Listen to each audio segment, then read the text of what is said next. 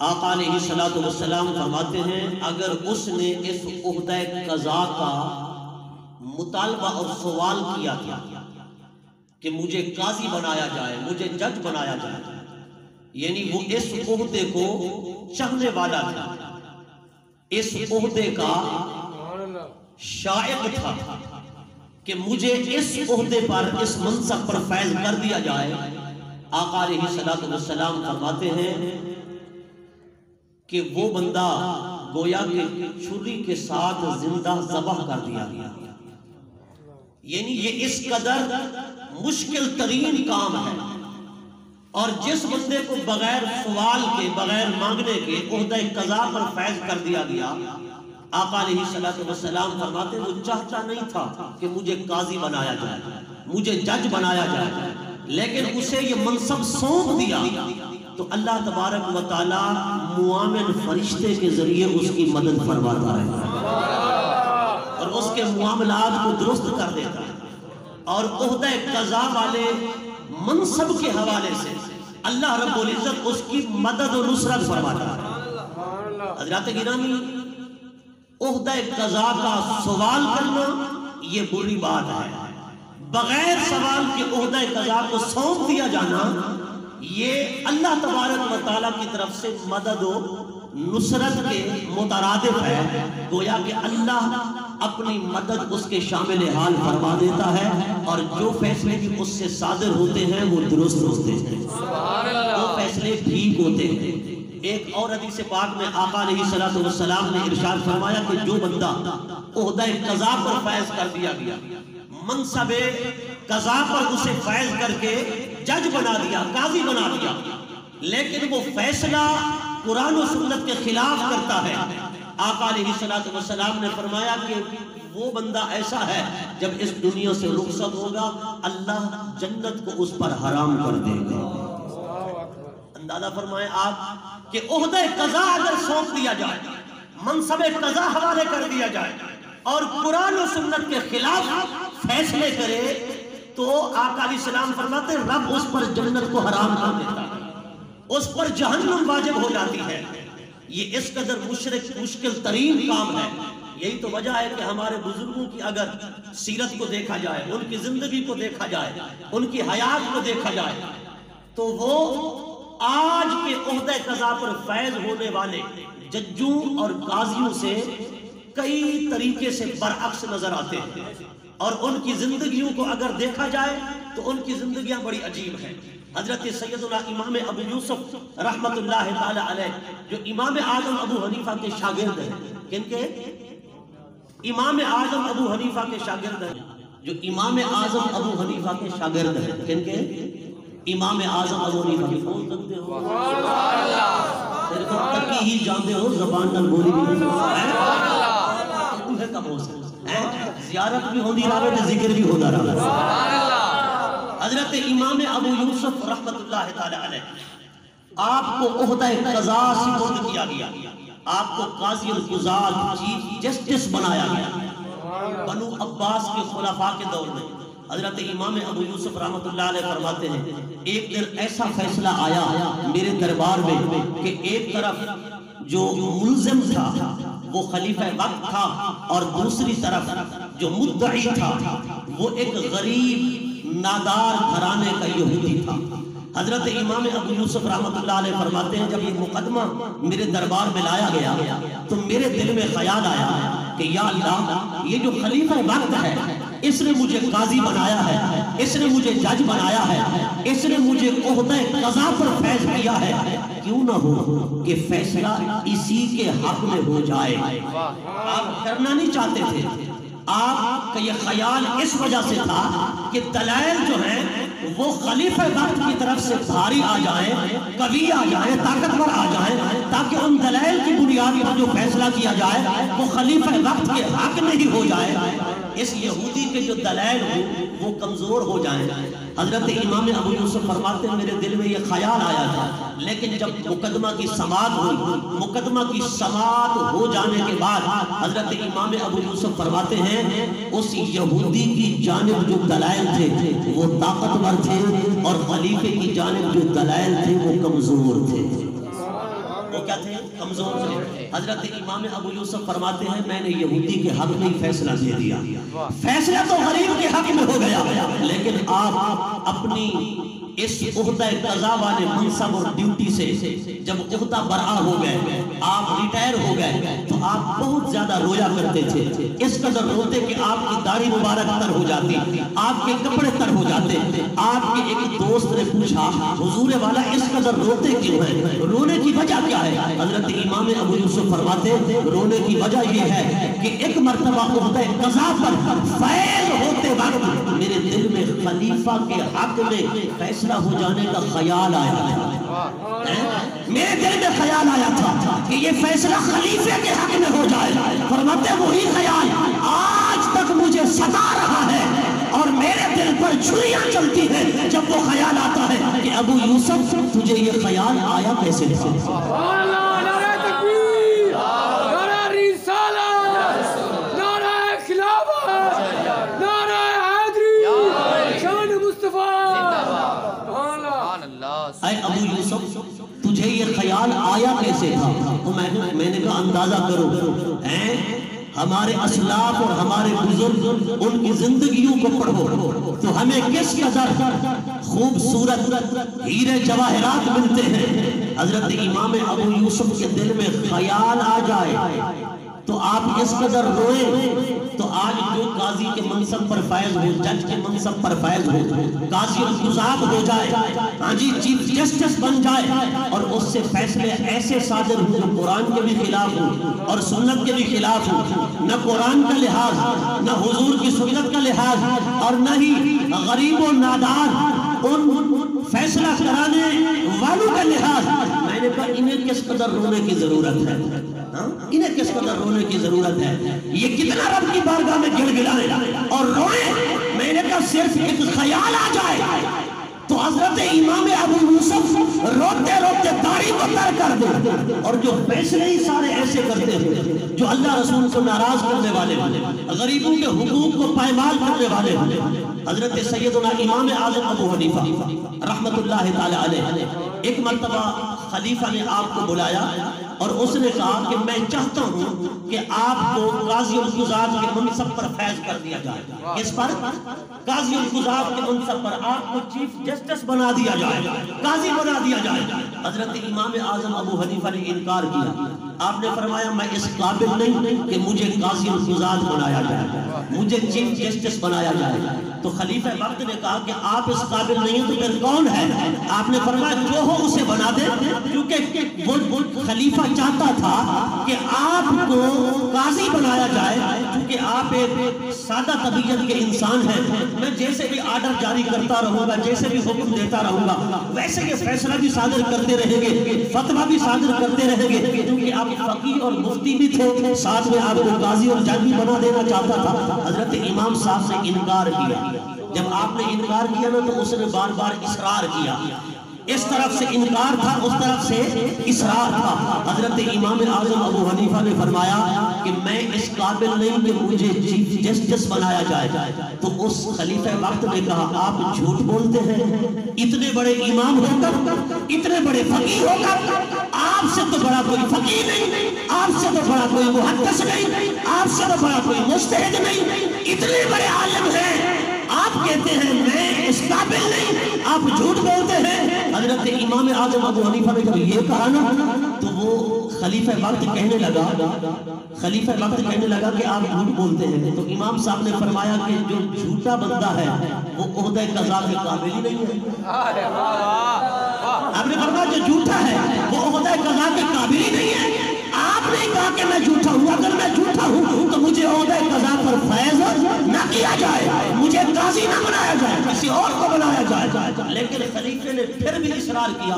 حضرت امام اعظم ابو حنیفہ رحمت اللہ تعالی علیہ آپ فرمانے لگے خلیفہ وقت سے کہ دو باتیں ہیں، اگر ان دونوں باتوں میں ایک بات کو اختیار کرنے کا مجھے اختیار دیا جائے کہ کس بات کو تو پسند کرتا ہے. پہلی بات تو یہ ہے کہ میں عہدہ قضا پر فیض ہو جاؤں، جج بن جاؤں، چیف جسٹس بن جاؤں، اور دوسرا یہ کہ میں دریائے فرات کے اندر ڈوب کر مر جاؤں. یہ دو باتیں، اگر ان دو باتوں میں سے ایک بات کا مجھے اختیار دیا جائے، امام صاحب فرمانے لگے کہ میں اسی بات کو ترجیح دوں گا کہ میں ڈوب کر مر جاؤں پر عہدہ قضا پر فیض نہ کیا جاؤں. جب خلیفہ نے یہ سنا نا، آپ کی طرف سے بار بار انکار ہی تھا، تو اس نے آپ کو جیل میں ڈلوا دیا. جب بس نہیں چلتا نا تو پھر اوچھے ہتھکنڈے استعمال کیے جاتے ہیں. جی جب بس نہیں چلتا نا غلامان مصطفیٰ کو زیر کرنے کا، جب بس نہ چلے سارے ہتھیار جواب دے جائیں تو پھر یہی ہوتا ہے نا، پھر کوڑے مروائے جاتے ہیں. ہاں جی، پھر شیلنگ کروائی جاتی ہے، پھر جو ہے جیلوں میں ڈال دیا جاتا ہے. خلیفہ وقت نے آرڈر جاری کر دیا کہ جی انہیں جیل میں ڈال دیا جائے. حضرت امام اعظم ابو حنیفہ رضی اللہ تعالیٰ عنہ کو جیل میں ڈال دیا، اور آپ کی ڈیوٹی یہ لگائی. اس وقت چونکہ بغداد شہر کی تعمیر نو ہو رہی تھی، بغداد شہر بن رہا تھا، تعمیر ہو رہی تھی، تو بادشاہ وقت نے کہا، خلیفہ وقت نے کہا کہ ان سے اینٹیں گنوانے کا کام لیا جائے، یہ بغداد شہر کی اینٹیں شمار کریں. حضرت امام اعظم ابو حنیفہ 1,00,000 مزدوروں کے ساتھ آپ بھی شامل ہو گئے. 1,00,000 مزدور تھے کام کرنے والے، ان میں امام صاحب بھی شامل ہو گئے. اینٹیں شمار کرنے لگے، اینٹیں گننے لگے. مگر چونکہ آپ کمزور تھے اور بوڑھے تھے، بڑھاپا بھی تھا، عمر رسیدہ بھی تھے، آپ جو ہے اس محنت کی تاب نہ لا سکے. آپ اسی جیل کے اندر وصال فرما گئے. اسی جیل سے آپ کا جنازہ اٹھا، اور آپ کے جنازے میں شریک ہونے والے جو لوگ تھے، علماء کہتے ہیں وہ 50,000 تھے. کتنے؟ 50,000 کا مجمع تھا. اس دور کے اعتبار سے بہت بڑا مجمع. حضرت امام اعظم ابو حنیفہ رضی اللہ تعالیٰ عنہ نے اینٹیں گننا تو پسند فرمایا، جیل جانا تو پسند فرمایا، لیکن آپ نے عہدہ قضا کو قبول نہ فرمایا. یہ اس قدر سخت ترین منصب ہے اور اس قدر مشکل ترین منصب ہے. ہر کسی کے بس کی بات نہیں کہ وہ قاضی بن جائے، وہ جج بن جائے. اگر اس منصب کے جو شرائط ہیں، قواعد ہیں، ذمہ داریاں ہیں، تقاضے ہیں، اگر انہیں پورا نہ کر سکے تو اسے بہتر ہے کہ معذرت کر لیں. آج تو عہدہ قضا کو حاصل کرنے کے لیے مقابلے کے امتحان دیے جاتے ہیں. ہاں جی، رشوتیں دی جاتی ہیں، بڑی سفارشیں کرائی جاتی ہیں کہ جی ہمارا بیٹا جو ہے جج بن جائے، قاضی بن جائے. سفارشیں کرائی جاتی ہیں. یاد رہے، سفارشیں کرنے والے بھی اگر وہ آگے جا کر فیصلہ صحیح نہ کرے تو سفارش کرنے والے بھی قیامت کے دن اسی کے ساتھ گرفت میں آئے ہیں. جیسے وہ جج اور قاضی گرفت میں آئے گا نا، ویسے سفارش کرنے والے. اللہ پاک فرماتے ہیں انتو عدد الامانات الى اہلہا، یہ جو امانتیں ہیں نا یہ اہل لوگوں کے سپرد کرو. اہل لوگوں، نہ اہلوں کو امانتیں نہ دو. جتنے بھی عہدے ہیں حکومت کے، گورنمنٹ کے، یہ سارے امانتیں ہیں. ان لوگوں سے بھی پوچھا جائے گا کہ اگر تم نے کسی کو لیڈر بنا کر بھیجا، تم نے کسی کو سربراہ بنا کر بھیجا، کسی بھی عہدے کے لیے بھیجا، آپ بہتر جانتے مجھ سے، میں تو ایک ابن مکتب ہوں، آپ بہتر جانتے ہیں کہ حکومت میں کیا کیا عہدے ہوتے ہیں، کیا کیا منصب ہوتے ہیں. آپ نے کسی کو اپنی پرچی کے ذریعے بھیجا اور اس نے فیصلے درست نہ کیے تو قیامت کے دن وہ بھی پکڑا جائے گا. جہاں اس کی گرفت ہوگی وہاں پرچی دینے والے بھی پکڑے جائیں گے، ان کی بھی گرفت ہوگی.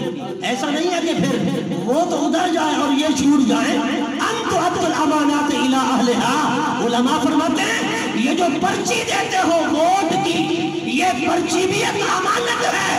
امانت اسی کے حوالے کرو جو اس منصب پہ فائز ہو کر امانت کا حق بھی ادا کرے. ایسا نہیں ہے کہ خیانت کرے. حضرت سیدنا عمر فاروق اعظم رضی اللہ تعالیٰ عنہ آپ کے دور میں جب کیسر و کسرا جیسی سپر پاور سلطنتیں، سپر پاور حکومتیں فتح ہو گئی، آپ کے پاس مال غنیمت آ گیا، ڈھیر لگا ہوا تھا. آپ آنکھوں سے آنسو بہا رہے تھے، رو رہے تھے. کسی نے کہا عمر آج رونے کا وقت تو نہیں ہے، آج تو خوشی کا وقت ہے، آپ روتے کیوں ہیں؟ حضرت عمر فاروق اعظم نے فرمایا کہ یہ آنسو خوشی کے ہیں، غم کے نہیں ہے، پریشانی کے نہیں ہے. میں دیکھ رہا ہوں ان مجاہدین کو، ان کے تن بدن پر لباس پورا نہیں ہے جی، ان کی خوراک پوری نہیں ہے، ان کا کھانا پورا نہیں ہے، سواریاں بھی اچھی نہیں ہے، لباس بھی اچھا نہیں ہے. یہ بڑے بڑے سمندر، دریا، جی صحرا، جنگل طے کر کے آئے، لیکن مال غنیمت کی ایک سوئی نہ ادھر ہوئی ہے نہ ادھر ہوئی ہے۔ ان کی امانت اور دیانت پر میں جو ہے آنسو بہا رہا ہوں، رو رہا ہوں کہ میرے یہ لشکری فوج سپاہ اس قدر امانت دار ہے، دیانت دار ہے۔ حضرت سیدنا مولا علی تشریف فرماتے، آپ نے فرمایا عمر یہ کمال سارا ان کا ہی نہیں، یہ کمال تیرا بھی ہے کہ ان کا حاکم جو ہے وہ دیانت دار ہے۔ نعرہ تکبیر، نعرہ رسالت، نعرہ خلافت، نعرہ حیدری، شان مصطفیٰ۔ حضرت سیدنا فاروق اعظم آپ آنسو بہا رہے ہیں۔ حضرت سیدنا مولا علی نے کہا عمر ساری دیانت ان کی بھی نہیں ہے، ان کا حاکم جو ہے، مقتدر اعلیٰ جو ہے، وہ جو دیانت دار ہے، امانت دار ہے، عادل ہے، اس وجہ سے ان کے اندر بھی دیانت داری ہے، ان کے اندر بھی امانت ہے۔ حضرت گرامی ہماری الحمدللہ اسلام کی تاریخ کو پڑھ کر دیکھیں، جب سے ہم غیروں کے نمہ خار بنے نا، غیروں کے بادہ خار بنے کہ قانون چلے گا تو برطانوی چلے گا، قانون چلے گا تو یورپی چلے گا، ہم اپنے آئین پاکستان کو بھی اسی تناظر میں دیکھتے ہیں۔ ہونا تو یہ چاہیے تھا نا کہ قرآن و سنت کے تناظر میں دیکھتے، مگر نہیں، ہم دیکھتے ہیں انگریزی قانون کے تناظر میں۔ جب سے یہ ہمیں لت پڑی ہے، عادت پڑی ہے، تب سے معاشرے میں فساد آ گیا ہے۔ جب تک حکمران قرآن کو دیکھتے تھے، سنت کو دیکھتے تھے۔ حضرت اورنگزیب عالمگیر نام تو سنا ہوگا نا، ان کے والد گرامی یا ان کے دادا جان تھے حضرت جہانگیر جلال الدین اکبر کے بیٹے، ہندوستان کا فرمان روا، حاکم وقت، پوری ہندوستان کی دھرتی کا علی الاطلاق حکمران، ایک مرتبہ پاور بھی ہے، طاقت بھی ہے، سب کچھ ہے، اقتدار بھی ہے۔ ایک مرتبہ ان کی بیوی نور جہاں کہیں سے کھڑے ہو کر اس نے فاختہ ہوتے ہیں نا پرندہ، اس کو مارنے کے لیے تیر چلایا، تیر خطا ہو کر ایک دھوبی گھاٹ پر کپڑے دھونے والے دھوبی کو جا لگا۔ جب تیر دھوبی کو لگا وہ جاں بحق ہو گیا، وہ فوت ہو گیا۔ اب اس کی جو گھروالی تھی دھوبن، وہ بادشاہ کے پاس آئی۔ بادشاہ کے عدل و انصاف کا عالم یہ تھا، اس نے اپنے محل کے باہر دروازے پر ایک گھنٹی لگوائی ہوئی تھی کہ جو بندہ بھی مجھ سے انصاف لینا چاہتا ہے وہ گھنٹی کو بجائے اور اندر آ جائے، اس کو فوری انصاف ملے گا، ہاتھوں ہاتھ انصاف۔ ہاں جی، یہ دیوانی قوانین ہے، اور ڈالو ان کو جہنم میں۔ کیا ہوتے ہیں دیوانی قوانین؟ زندگیاں ختم ہو جائیں پر مقدمہ چل رہا ہے۔ میں نے کہا بھائی مانو یا فیصلہ کرنا سیکھو یا اقتدار چھوڑو۔ نعرہ رسالت، نعرہ خلافت، نعرہ حیدری، شان مصطفیٰ۔ سبحان اللہ، دیکھنا اللہ کو سبحان اللہ جی میں میاں سے لگے بیٹھے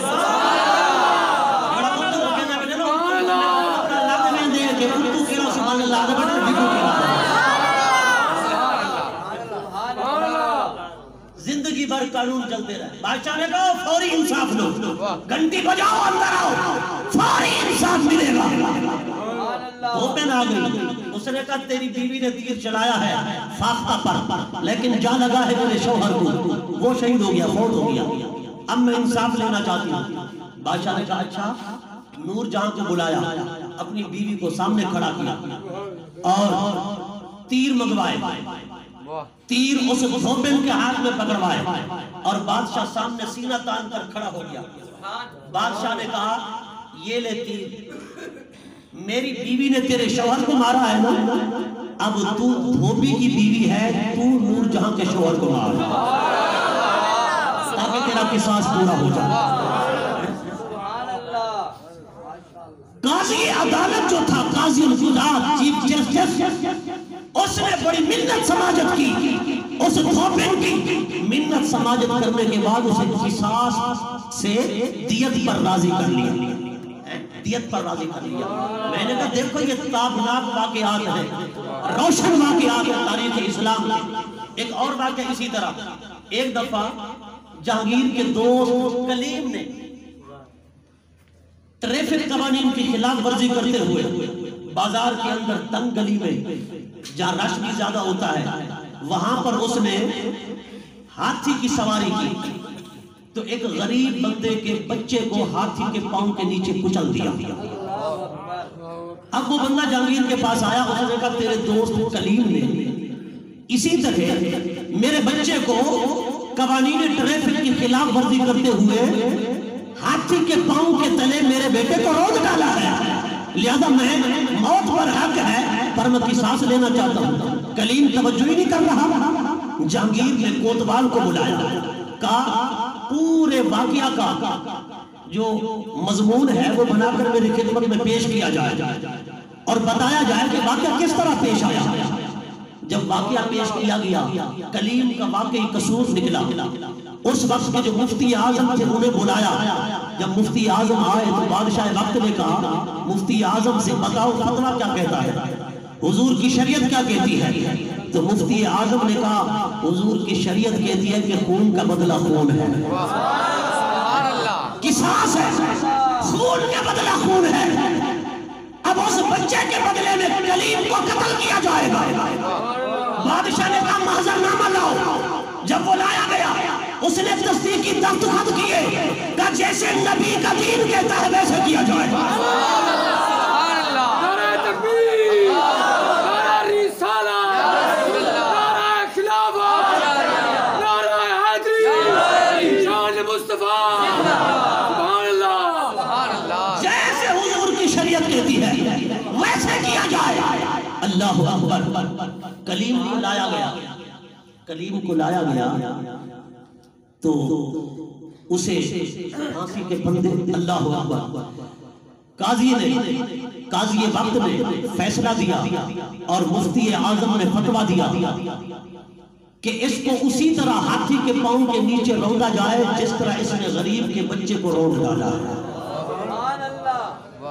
کلیم کو جو دوست تھا جہانگیر کا، ہندوستان کی اس بہت بڑی سلطنت کے فرمان روا کا دوست ہے، آج اسے ہاتھی کے پاؤں کے نیچے روندا جا رہا ہے۔ اور جب اس کی زندگی کی آخری سانسیں تھی نا، بادشاہ کی آنکھوں سے آنسو روا تھے، قریب جا کر بیٹھا اور اپنے دوست کا سر اپنی گود میں رکھا، کہا کلیم بھیا مجھے معاف کرنا، اس میں نے اپنی طرف سے کچھ بھی نہیں کیا، جو کچھ رسول اللہ کا دین کہتا تھا میں نے وہی فیصلہ دیا، میں نے وہی فیصلہ دیا۔ بادشاہ کی آنکھوں سے آنسو روا تھے اور اس کے دوست کلیم کے ہونٹوں پر مسکراہٹ جاری تھی اور اس کی روح پرواز کر رہی تھی۔ میں نے کہا آؤ تاریخ اسلام کو دیکھو، تاریخ اسلام میں کیسے سنہری باب ہے۔ اگر عہدہ قضا کا باب بھی دیکھو تو تمہیں ایسے ایسے واقعات ملیں گے کہ عقل دنگ رہ جائے گی۔ اللہ اکبر۔ اسی لیے تو سرکار کائنات نے فرمایا نا کہ اللہ تبارک و تعالیٰ نے جو اسلام کا نظام عطا فرمایا ہے یہ اتنا حسین و جمیل اور خوبصورت ہے کہ اگر اس پر عمل کرو، اور یہ قصاص کے بدلے میں جو قصاص ہے، خون کے بدلے میں خون، اللہ پاک فرماتا ہے نا اس میں تمہاری زندگی ہے، قصاص کے اندر زندگی ہے، اگر اس پر عمل کیا جائے تو پھر یہ قتل و غارت ختم ہو جائے گا۔ حضور فرماتے ہیں جس قوم کے اندر عدالتیں فیصلے درست نہ کریں اس قوم کے اندر قتل و غارت زیادہ ہو جاتی ہے، قتل و غارت زیادہ ہو جاتی ہے۔ جس قوم میں زنا زیادہ ہو جائے اس قوم میں غیروں کا روب اور دبدبہ ڈال دیا جاتا ہے۔ جس قوم میں سود زیادہ ہو جائے فرمایا نیک لوگ دعائیں مانگیں گے ان کی دعائیں قبول نہیں ہوگی۔ فرمایا جس قوم میں شراب زیادہ ہو جائے فرمایا کہ اس قوم میں غفلت، سستی، کائلی، بے حسی آ جاتی ہے۔ حضرات گرامی یہ ساری قیامت کی نشانیاں ہمارے سامنے ہیں۔ دعا ہے اللہ تبارک و تعالی عمل کی توفیق عطا فرمائے۔ وآخر دعوانا